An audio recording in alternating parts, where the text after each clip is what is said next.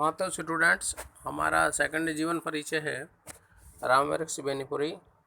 रामवृक्ष बेनीपुरी प्रमुख निबंधकार हैं, कहानीकार हैं।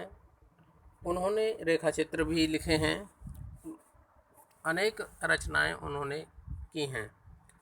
तो देख लेते हैं। पहला हेडिंग जीवन परिचय। आधुनिक युग के निबंधकारों में रामवृक्ष बेनीपुरी का महत्वपूर्ण स्थान है। इनका जन्म बिहार के मुजफ्फरपुर जिले के बेनीपुर गांव में सन 1899 ईस्वी में। देखिए 1899 कुछ बुक्स में 1902 दे रखा है, तो आप 1902 ना लिखें। बचपन में ही इनके सिर से माता पिता की छाया उठ गई थी।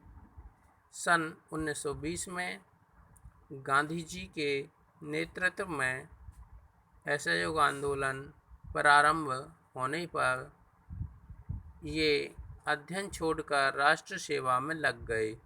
अध्ययन डबल ये आएगा, यहाँ पर आपको अध्ययन में 2 ये लिखने हैं, यहाँ पर 1 दे रखा है।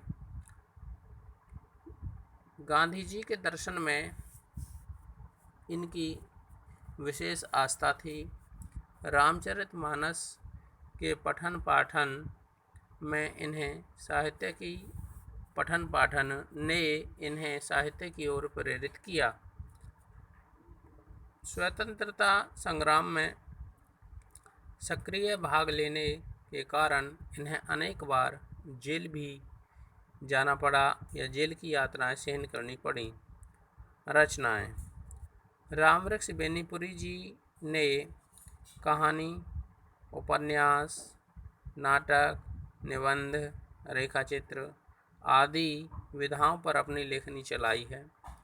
उनकी प्रसिद्ध रचनाएं निम्नलिखित हैं। नंबर 1, पहला हेडिंग है रेखाचित्र। माटी की मूर्तें, मन और विजेता, नेत्रदान। दूसरा हेडिंग डालना है आपको उपन्यास, उसमें है पतितों के देश में। नेक्स्ट है निबंध, गेहूं और गुलाब। इसके बाद है यात्रा वृत्तांत। यात्रा वृत्तांत में आपको लिखना है पैरों में पंख बांधकर। अगला हेडिंग कहानी। कहानी है चिता के फूल। नाटक अम्बपाली। इन्होंने एक नाटक लिखा है जिसका नाम अम्बपाली है।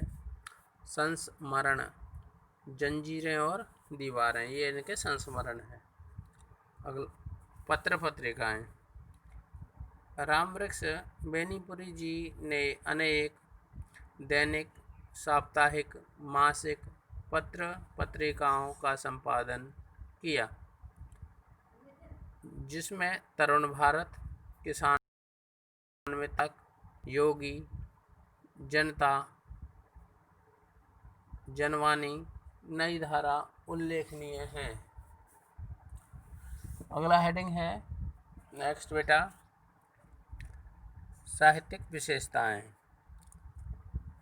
बेनीपुरी जी को निबंधकार के रूप में विशेष प्रसिद्धि प्राप्त हुई है। उनके निबंधों में विचार, कल्पना तथा भावना का संगम देखा जा सकता है। उन्होंने विभिन्न प्रकार के भावुक प्रसंगों के माध्यम से पाठक के हृदय तक अपनी बात पहुंचाने का प्रयास किया है। पाठक के आएगा यहाँ में की जगह पे। राष्ट्रीय चेतना, सामाजिक तथा जन कल्याण उनके निबंधों की प्रमुख विशेषताएं हैं। वह पाठकों के हृदय में त्याग और बलिदान की भावना भर देना चाहते हैं। उन्होंने अपने रेखाचित्रों में सामाजिक जीवन का सहज, सरल और सरस वर्णन किया है। उनकी जीवन शैली विचारात्मक, भावात्मक तथा वर्णनात्मक रही है। अगला हेडिंग है बेटा भाषा शैली। भाषा पर बेनीपुरी जी का विशेष अधिकार है।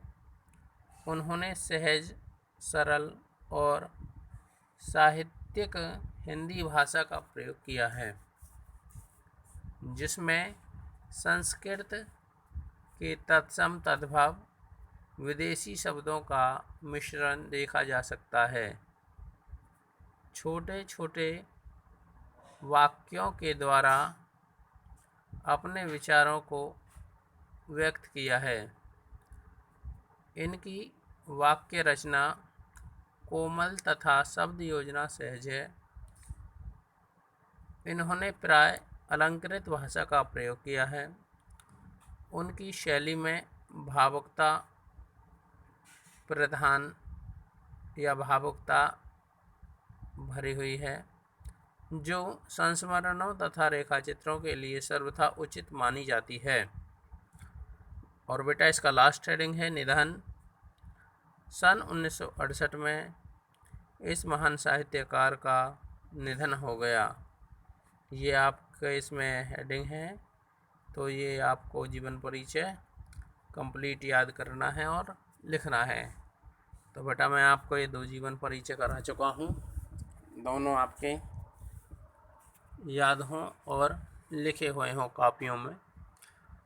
आपकी कॉपी समय समय पर चेक की जाएगी। Thank you to all.